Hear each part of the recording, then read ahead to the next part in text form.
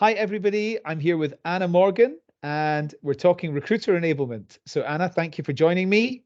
Give us Thanks an for intro, having me. give us an introduction to you, and tell us about what you do. Yeah, absolutely. I am a accidental recruiter, fell into the business over 15 years ago, and I'm the founder and CEO of CareerBFF. We are a talent acquisition consulting and direct hire placement, as well as job search strategy coaching services. So I support job seekers to accelerate opportunities and work with businesses to attract top talent. I am by trade a G&A recruiter. I niched down to accounting and finance for a while, but very multi-dimensional, entry level to executive and everything in between. Hyper passionate about, serving job seekers in all capacities, but also, working with organizations that recognize the value of TA teams and the recruiters who are what we call the architects of organizations that are building these successful businesses one person at a time. So that's me in a nutshell. Career BFF to corporations and to job seekers. Great. There was a lot of things you just said that were really interesting. Okay. The concept of recruiters being the architects of organizations is one I've never thought about, and it's wonderful. I love that idea. I cannot take credit from that. I picked that up from a friend, Brian Fink, which you may Yeah, know, yeah, no, a Brian. good friend of mine. We've been networking and running in the same circles for well over 10 years here in Atlanta. And he said that, and it just hit. Yeah, And I would love to keep spreading that message. So I'm giving that gift to you and your yeah, audience. And let's keep talking about that so people understand the critical work that the TA teams do for businesses. yeah. Yeah. Okay, so recruiter enablement. So what would this mean to you? I like to keep things simple. It is the tools in our tool belt to build, right? And to do our job effectively. In my experience, I started in agency. I've done RPO, I've done outplacement, I've, done corporate, big box, Fortune 500. And in my own experience, which is pretty vast, recruiter enablement, those words together in service of doing my job, I never had really heard until the last year or two. And so to me, now using that term is defining and having the critical conversations for us to do our job even better, to make sure that we are capturing the right talent, sending the right message, creating the best candidate experience. And as someone who coaches job seekers and is a defender of recruiters many times because we get a bad rap, part of that solution is building the importance of recruiter enablement. That's part of fixing the broken hiring process, as everyone says, right? And it's simple. It's having the technology, it's having the data, it's having the tools, to quantify and qualify the valuable work that we're doing. And this is so important as we have seen patterns of TA companies not being valued in organizations. Recruiter enablement gives us the data and the business proof to back up the value that we provide.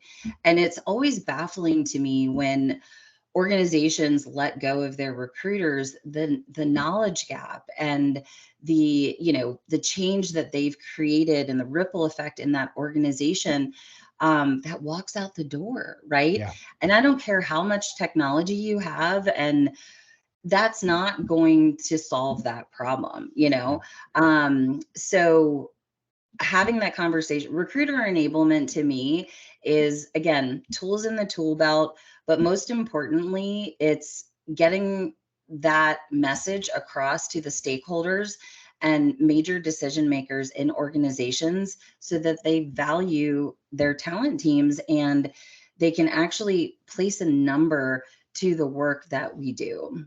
And, insanity is doing the same thing over and over again, expecting different results. And I feel like recruiter enablement practices will help solve that. Yeah, absolutely. So,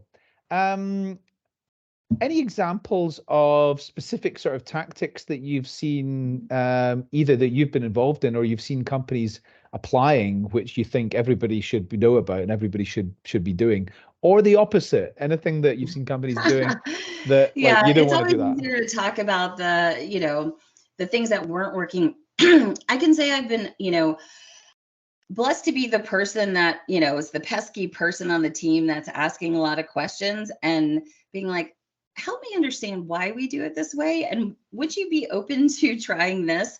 And so, I was typically the person that would break Workday. And then I'd have to go to the HR tech team and say, like something's not working here. Can we, add in this? Can we customize these messages for the candidates? And this was way before COVID, but I had started using Calendly. And it was just by me trying to streamline my process as a neurodiverse recruiter, working smarter rather than harder is important. And growing up in agency, time is money. And I want to make sure that I'm talking to the right people to get the right result. So I simplified my process and just said, hey, can I put my Calendly link for interviews in my, moving candidate forward email?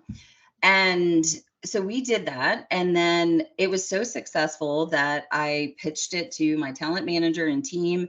And then we got an enterprise account. And, 5 years later, it's still part of their process.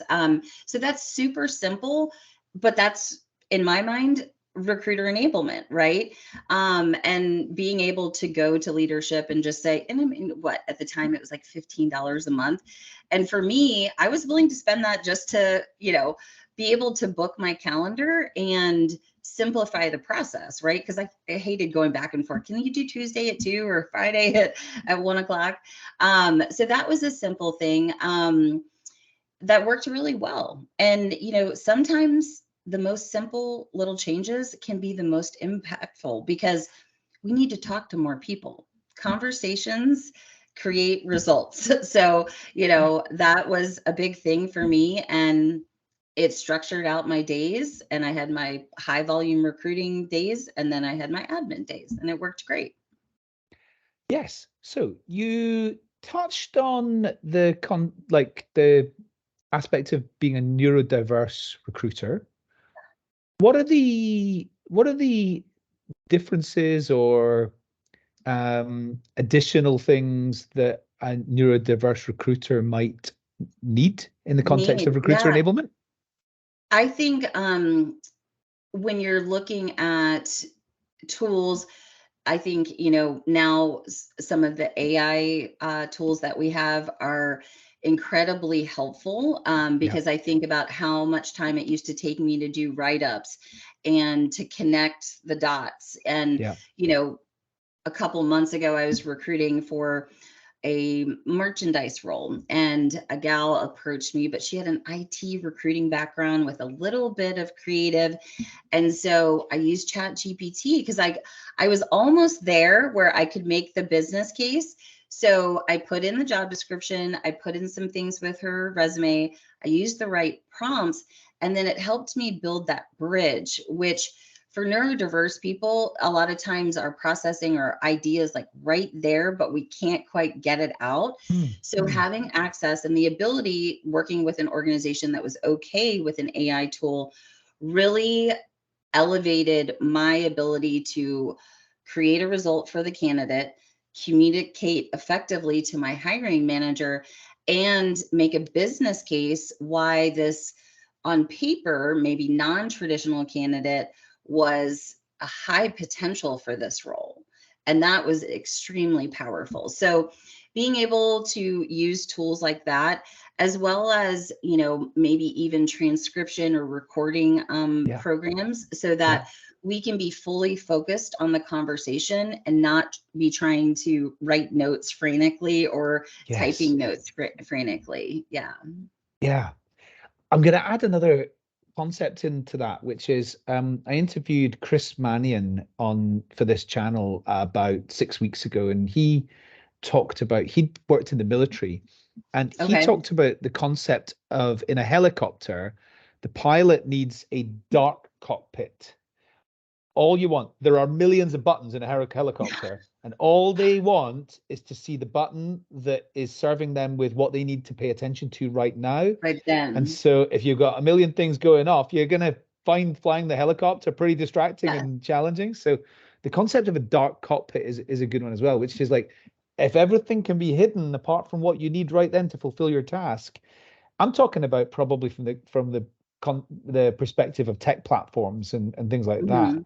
That's probably quite useful as well. And I've started exploring, looking at, different programs where I can turn all my notifications off during, prime time areas.